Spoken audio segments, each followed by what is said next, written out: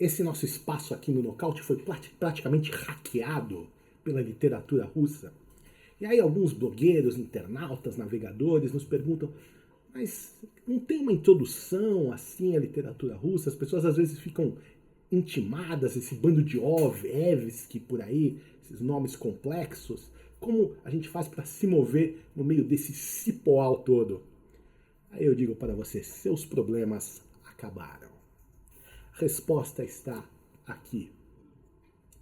Aulas de literatura russa de Pushkin a Gorenstein, de Aurora Fornoni Bernardini, dentro da editora Kalimpa. O que são essas aulas e de quem elas são?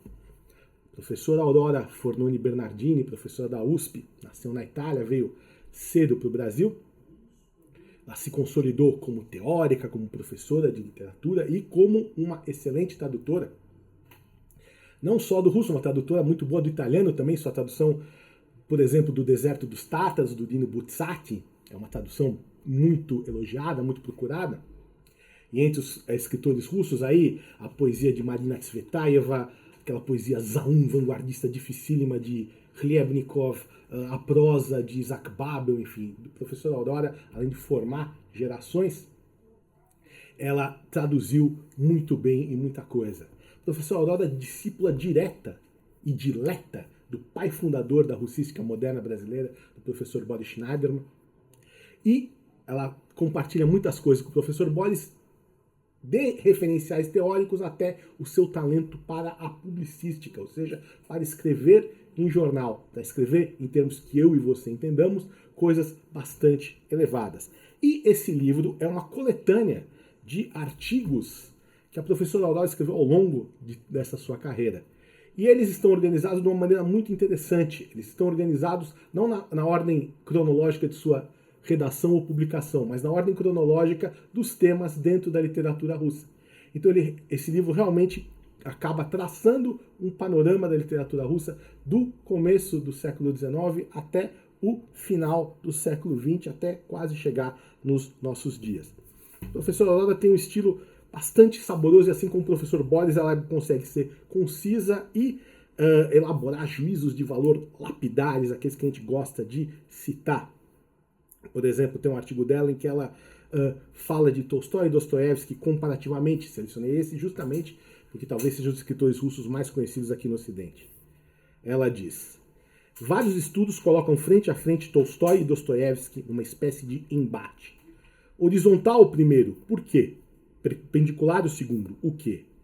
O simbolista impuro e metafísico Dostoiévski versus o moralista puro e fisiológico Tolstói. Este disseca, o outro reconstrói, ambos na busca obsessiva pela verdade, cada um seguindo o seu caminho. Há, entretanto, na obra dos dois escritores, uma categoria na qual se reencontram, e é justamente a mais importante. É a categoria da consciência interior, a que permite a cada homem vislumbrar no íntimo o certo e o errado, ou sua lei moral interior, se assim quiser chamá-la. Esse livro da professora Aurora, então, além de falar muito de literatura russa, acaba servindo como um tributo também a seu mentor, ao professor Boris Schneiderman. Ela incluiu aqui um texto muito bonito de homenagem ao Boris, no qual conta uma história, entre várias, uma história de 50 anos atrás, de 1969, quando a ditadura militar brasileira chegou a prender Boris Schneiderman. O que aconteceu lá na USP? Ela conta: o professor Boris estava escrevendo na lousa quando entrou na sala um grupo de militares armados para efetuar a tal busca. Ao que o professor simplesmente observou: nós estamos aqui com giz e apagador, e os senhores vêm interromper a aula armados de metralhadora?